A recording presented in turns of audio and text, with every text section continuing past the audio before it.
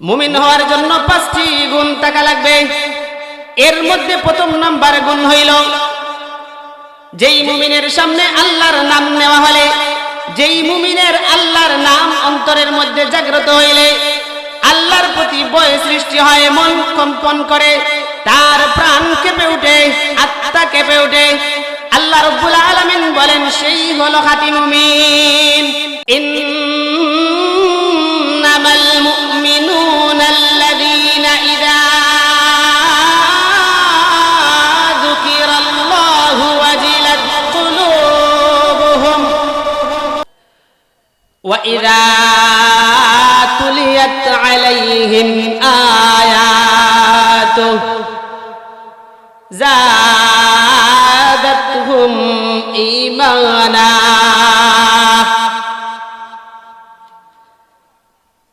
আল্লাহ রাব্বুল আলামিন বলেন মুমিনের 2 নম্বর গুণ হলো, যখন মুমিনের সামনে কোরআনে কারীম তেলাওয়াত করা হয়, মুমিন যখন কোরআনে কারীম তেলাওয়াত করে, যাদাতহুম ঈমানা, তখন ঈমান বাড়ে। সুবহানাল্লাহ। কোরআন তেলাওয়াত করলে মুমিনের কি হয়? ঈমান বাড়ে।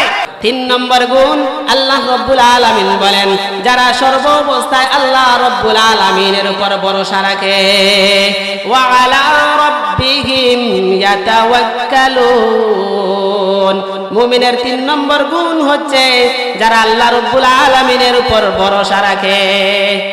4 নম্বর গুণ, আল্লাহ রাব্বুল আলামিন বলেন الذين يقيمون الصلاة ومما رزقناهم ينفقون,